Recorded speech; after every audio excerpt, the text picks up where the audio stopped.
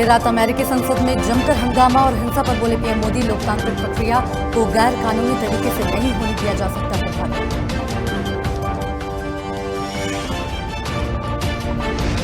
PM Modi ने western DFC के नए 306 किलोमीटर लंबे रेवाड़ी मदार रेलखंड को देश को किया समर्पित। डबल लाइन इलेक्ट्रिक ट्रैक पर तेज गति से माल ढुलाई में होगी आसानी।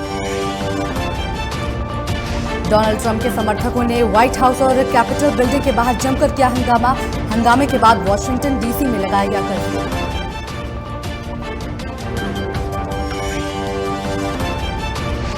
गाजीपुर बॉर्डर से किसानों की ट्रैक्टर रैली शुरू। नए कृषि कानूनों के खिलाफ 43वें दिन भी आंदोलन जारी।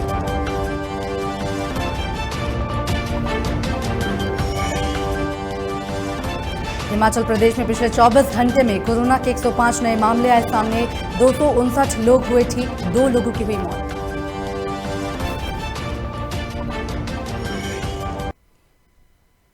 नमस्कार, स्वागत है आपका। आप देख रहे हैं लोकमंच और मैं हूं आपके साथ आफरीन अली। नए कृषि कानूनों के खिलाफ किसानों का आंदोलन का आज 43वां दिन है। सरकार के साथ बातचीत के बावजूद हल नहीं निकलने से नाराज किसान आज दिल्ली की सभी सीमाओं और पेरिफेरल एक्सप्रेसवे पर ट्रैक्टर मार्च निकाल रहे हैं। गाजीपुर बॉर्डर से किसानों ने ट्रैक्टर रैली शुरू कर दी है। पंजाब के किसान नेता और भारतीय किसान यूनियन के महासचिव हरिंदर सिंह लखोवाल ने बुधवार को बताया कि पंजाब के किसान मार्च के लिए अपने ट्रैक्टरों के साथ आ रहे हैं। हरियाणा, उत्तर प्रदेश और राजस्थान के किसान भी रैली में शामिल होने वाले हैं। आपको बता दें कि गाजीपुर बॉर्डर से किसानों ने ट्रैक्टर रैली शुरू की। भारतीय किसान यूनियन के प्रवक्ता राकेश टिकैत ने कहा कि ट्रैक्टर रैली 26 जनवरी की तैयारी है। हमारा रूट यहां से डासना है, उसके बाद अलीगढ़ रोड पर हम रुकेंगे, वहां लंगर होगा, फिर वहां से हम वापस आएंगे और नोएडा वाले ट्रैक्टर पलवल तक जाएंगे। हम सरकार को समझाने के लिए ये कर रहे हैं।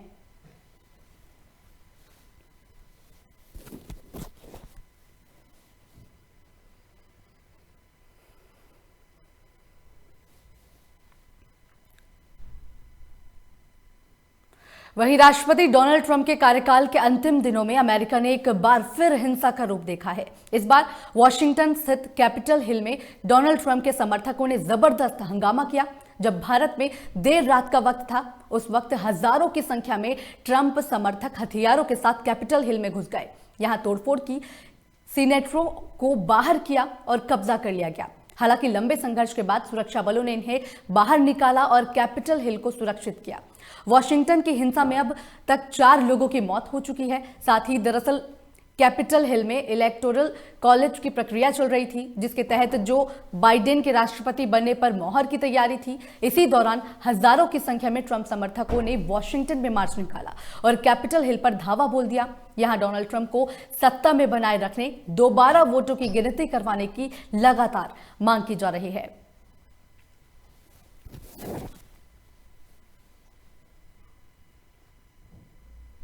वहीं प्रधानमंत्री नरेंद्र मोदी ने अमेरिका में हुए हिंसक प्रदर्शन की कड़ी निंदा की है। पीएम मोदी ने गुरुवार को अमेरिका में वॉशिंगटन में हुई हिंसा पर चिंता व्यक्त की है। प्रधानमंत्री नरेंद्र मोदी ने कहा कि लोकतंत्र में सत्ता का हस्तांतरण शांतिपूर्ण तरीके से होना चाहिए।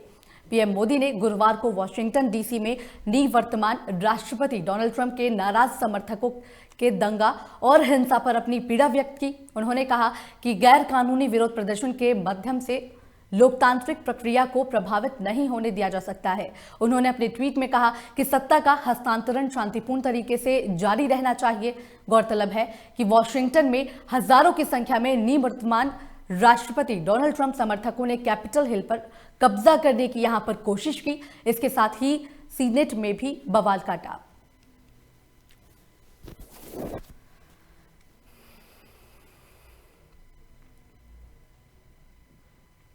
वहीं उत्तर प्रदेश के बदायूं जिले में अधेड़ महिला के साथ हैवानियत के बाद हत्या की वारदात को लेकर विपक्ष एक बार फिर से यूपी सरकार पर हमलावर हो गया है।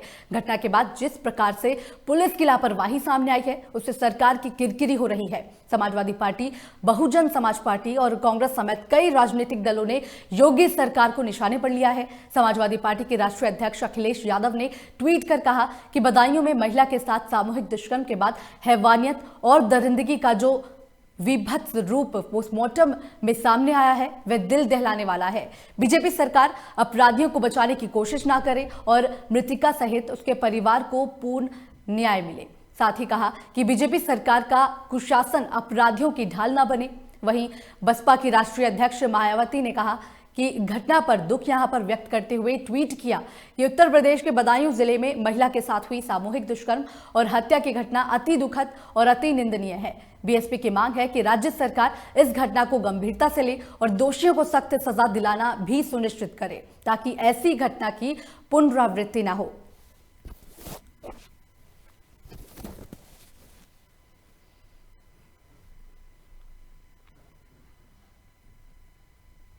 कोरोना महामारी के बाद अब बर्ड फ्लू से पंजाब के पोल्ट्री कारोबार पर दहशत का माहौल है। हालांकि राज्य में अभी तक बर्ड फ्लू का कोई केस रिपोर्ट नहीं हुआ है।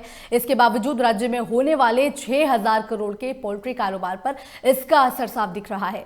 आपको बता दें कि बीते 2 दिनों में पोल्ट्री उत्पादों की मांग में लगभग 25% की गिरावट दर्ज की जा चुकी है। ऐसे में कारोबारियों के चेहरे पर चिंता छाई हुई है। वहीं इस मुद्दे को लेकर इंडिपेंडेंट पोल्ट्री एसोसिएशन पंजाब का एक प्रतिनिधिमंडल बुधवार को एनिमल हस्बेंड्री विभाग के additional chief secretary VK Janjua से भी मिला है, जिसमें लोगों में पोल्ट्री उत्पादों के प्रति फैल रहे भ्रम को दूर करने की बात कही गई है। साथ ही इंडिपेंडेंट पोल्ट्री एसोसिएशन पंजाब प्रधान संजय शर्मा ने बताया कि पंजाब में अब तक बर्ड फ्लू का कोई केस नहीं आया है। वहीं हिमाचल प्रदेश में विदेश से आए पंछी मृत मिले हैं, लेकिन पोल्ट्री फार्मिंग पर इसका असर नहीं है। इसी तरह हरियाणा के पोल्ट्री फार्मों में कुछ मौतों की बात कही जा रही है, लेकिन वे बर्ड फ्लू के कारण नहीं है। इसके बावजूद पंजाब के पोल्ट्री कारोबार पर असर पड़ा है।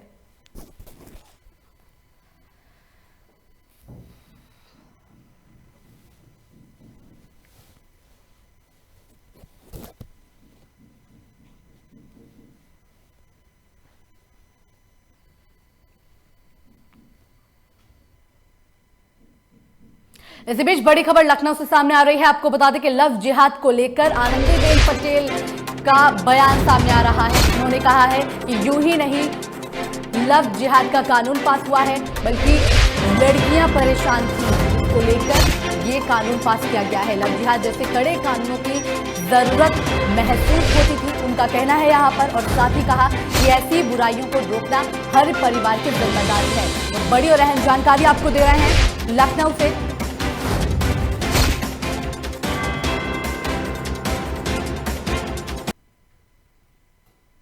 उत्तर प्रदेश के किसानों की आय दुगनी करने के लिए एक किसान कल्याण मिशन शुरू हो गया है, जिसके लिए राजधानी लखनऊ से लेकर प्रत्येक विधानसभा में किसान मेले का आयोजन हुआ। मुख्यमंत्री योगी आदित्यनाथ के मेले का उद्घाटन करते ही यूपी के सभी जिलों के विधानसभा क्षेत्र में किसान कल्याण मिशन का उद्घाटन का सिलसिला लगातार शुरू हो गया है। वहीं 54 ब्लॉक में सोनभद्र के मुख्य विकास अधिकारी डॉक्टर अमित पाल शर्मा ने किसान कल्याण मिशन का उद्घाटन किया। वहीं मुख्य विकास अधिकारी डॉक्टर अमित पाल शर्मा किसानों को संबोधित करते हुए नए कृषि कानूनों के फायदे बता रहे थे कि किसान सम्मान मेला, क्योंकि ये शासन की प्राथमिकता है, इसके अंतर्गत किसानों की आय को दुगना करने के लिए जो भी शासन की तरफ से जो भी निर्णय लिए जा रहे हैं और इसके बिना सभी विभागों की तरफ से प्रदर्शनी लगाई जा रही है, तो किसान उन प्रदर्शनी का ज़्यादा से ज़्यादा लाभ उठाएं और उन निर्णयों का ज़्यादा से ज़्यादा लाभ उठाएं और निश्चित तौर पे जो भी कृषि में जो भी उनको इसकी उपयोगिता लगे उसको वो अपने अंदर अनुग्रहित करें। हम ना खुश नहीं थे कि हम आए, सारे प्रधानों को कृषि विभाग द्वारा ब्लॉक के द्वारा बुलाया गया था कि आप आएंगे। प्रधान भी तो गांव का किसान है। हम लोग यहाँ आए तो यहाँ न बैठने की व्यवस्था, हम भी चुन के आए हैं गाँव से, जनता ने हमें चुना है। और मुख्य विकास अधिकारी महोदय मंचासी ने, वो भी हमारे जिले के मुखिया हैं, उनकी जानकारी में बातें थी, तो या तो न बुलाया जाता है, बुलाया गया तो हमें बैठने की व्यवस्था होनी चाहिए। ब्लॉक प्रमुख मेरे आए थे, उनको भी बैठने की व्यवस्था नहीं, वापस चले गए। ये चीजें किसान के लिए है, यहाँ कार्यक्रम हो रहा है, तो हम लोगों ने कहा भाई हम लोग। इसी बीच बड़ी खबर प्रतापगढ़ से सामने आ रही है, जहां पर नकाबपोश बाइक सवार ने दिन दहाड़े लूट की वारदात को अंजाम दिया है। बताया जा रहा है कि ज्वेलर्स की दुकान में घुसकर ये लूट की घटना को अंजाम दिया गया, जहां पर तमंचे की नोक पर लगभग 1.5 किलो सोने चांदी के आभूषण लूट लिए गए हैं। लगभग बताया जा रहा है कि 90 लाख की लूट को यहां पर ये बदमाश अंजाम देकर फरार हो चुके हैं। तो बड़ी जानकारी आपको दे रहे हैं, नगर कोतवाली इलाके के श्याम बिहारी गली का ये मामला बताया जा रहा है, जहां पर बाइक सवार बदमाशों ने एक ज्वेलर्स की दुकान में तकरीबन 90 लाख की लूट को अंजाम दिया है। तस्वीरों में आप देख सकते हैं ये पूरी घटना सीसीटीवी कैमरे में कैद हो चुकी है।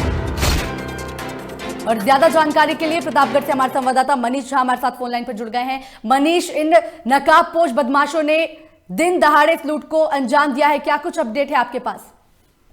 जी, आपको बताना चाहेंगे कि पूरा मामला नगर कोतवाली इलाके के श्याम बिहारी गली का है, जहां पर सुबह 10 बजे जैसे ही ज्वेलरी की दुकान खुलने की तैयारी हो रही थी और शटर जैसे ही उठा वैसे ही अचानक 2 बाइक पर 5 नकाबपोश बदमाश पहुंचे और 2 बाइक पर ही से बाकी 3 दुकान घुस गए और तीनों ने तमंचे की नोक पर व्यापारी से 90 लाख रुपए की जो है ज्वेलरी, जो सोने और चांदी की थी, उसको लूट लिया। इसके साथ ही उसके गले में रखा हुआ लगभग 5,000 रुपए भी लेकर नकाबपोश बदमाश फरार हो गए, जिसके बाद पुलिस मौके पर पहुंची और बदमाशों की छानबीन में जुटी हुई है। वही पुलिस का साफ तौर पर कहना है कि बदमाशों को चिन्हित किया जा चुका है और जल्द से जल्द इनकी गिरफ्तारी भी कर ली जाएगी। चलिए, बहुत बहुत शुक्रिया मनीष तमाम जानकारी के लिए।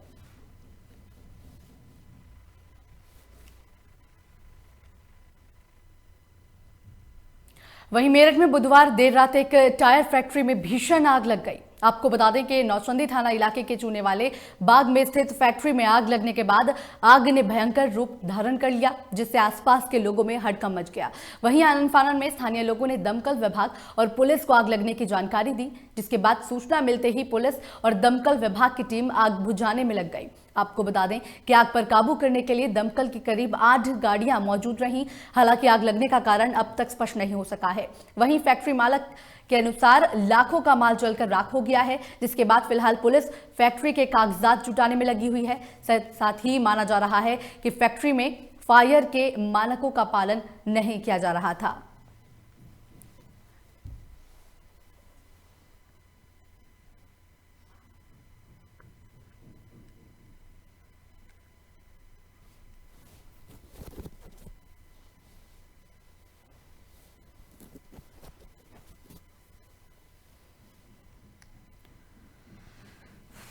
तो बड़ी जानकारी आपको दे रहे हैं मेरठ से, जहां पर एक टायर फैक्ट्री में भीषण आग लग गई थी। बताया जा रहा है कि आग लगने के कारण अभी तक स्पष्ट नहीं हो सके हैं।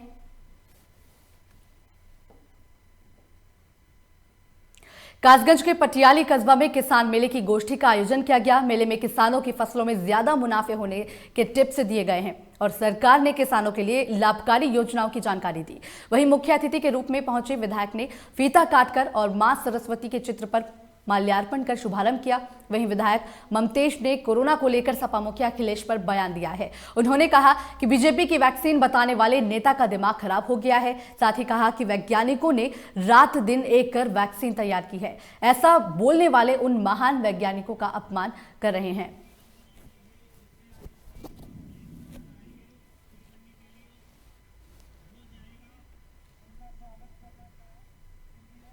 देखिए, ये आज हम लोगों किसान से भी सम्मानित हमारे किसान भाई आज यहाँ उपस्थित हुए हैं पटियाली ब्लॉक के, और मैं जानता हूँ कि इसके बाद हमारा अभी अगला कार्यक्रम जो है गंडोड़वारा का होना है, फिर सुरपुरा का होना है। तमाम हमारे समूह की महिलाएं भी हैं। सरकार की तरफ से तमाम योजना तो उनको लाभ के बारे में इनको अवगत कराने की बात कही गई है। दूसरा, जैसे कि अभी कई प्रमाण पत्र बांटे हैं, है ना, जो आपके सभी संज्ञान में हैं, तो सभी किसान भाइयों के साथ हम लोगों की एक गोष्ठी थी जो आपके सामने हुई। इसी बीच बड़ी खबर सुल्तानपुर से सामने आ रही है, जहां पर 2 कार में जोरदार भिड़ंत होने का मामला सामने आया है। बताया जा रहा है कि हादसे में कार में भीषण आग लग गई थी। इसके बाद आग लगने से कार सवार लोग गंभीर रूप से घायल हो गए हैं। इलाहाबाद फैजाबाद राजमार्ग का ये मामला बताया जा रहा है। तो बड़ी जानकारी आपको सुल्तानपुर से दे रहे हैं, जहां पर 2 कारों के बीच जोरदार टक्कर हो गई थी, जिसके बाद हादसे के बाद कार में भीषण आग लग गई है। आपको बता दें कि इस हादसे में कार सवार लोग घायल बताए जा रहे हैं, जिसके बाद घायलों को फिलहाल अस्पताल में भी भर्ती करवा दिया गया है। बड़ी और अहम जानकारी आपको दे रहे हैं। इलाहाबाद फैजाबाद राजमार्ग का ये मामला बताया जा रहा है, जहां पर 2 कारों के बीच जोरदार टक्कर हो गई थी, जिसके बाद सड़क हादसे में बताया जा रहा है कि कार में भीषण आग लग गई। इसके बाद कार सवार लोग गंभीर रूप से घायल हो गए हैं।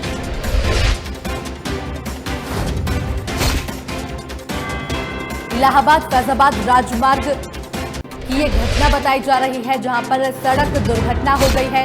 दो कारों के बीच टक्कर लगने से यहां पर हादसा हो गया, जहां पर हादसे के बाद कार में भीषण आग लग गई है।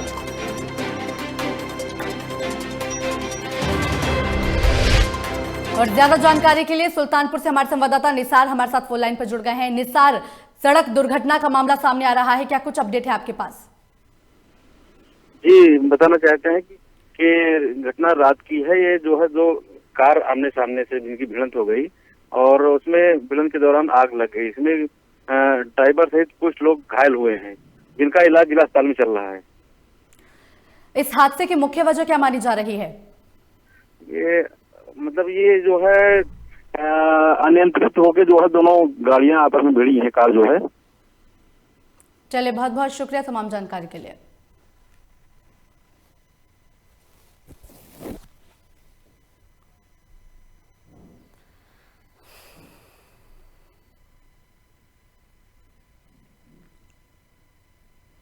वहीं कासगंज में पुलिस लगातार जुआरियों और सटोरियों के विरुद्ध अभियान चला रही है। पुलिस अधीक्षक मनोज कुमार सोनकर के कुशल निर्देशन और अपर पुलिस अधीक्षक आदित्य प्रकाश वर्मा के नेतृत्व में अभियान चलाया गया है। आपको बता दें कि पुलिस ने मुखबिर की सूचना पर ग्राम हरसेला में अवैध रूप से जुआ खेलते हुए 9 जुआरियों को गिरफ्तार किया है। साथ ही गिरफ्तार जुआरियों के कब्जे से 12,000 रुपए नकद बरामद किए गए हैं। गिरफ्तार आरोपियों के विरुद्ध अभियोग पंजीकृत कर कार्रवाई भी की गई है। जनपद कासगंज में अपराध नियंत्रण की दिशा में श्रीमान पुलिस साहब के द्वारा चलाए जा रहे अभियान के क्रम में थाना ढोलना के अंतर्गत जुआरियों को मुखबिर की सूचना के आधार पर देखा गया और मौके पर गए तो वहाँ पर 9 जुआरी वहाँ पर बैठ के जुआ खेल रहे थे।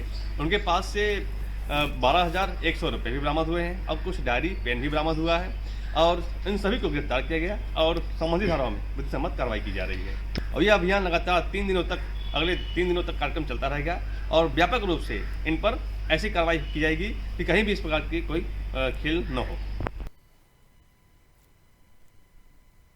बदायूं में हुई गैंगरेप की घटना के बाद राजनीतिक पार्टियों का आक्रोश निकलकर सामने आने लगा है। जहां एक और कांग्रेस पार्टी का प्रतिनिधिमंडल पीड़िता के परिवार से जाकर मिला, तो वहीं दूसरी तरफ आम आदमी पार्टी के विधायक रोहित कुमार महरोलिया के नेतृत्व में एक प्रतिनिधिमंडल ने पीड़िता के परिवार से मुलाकात की।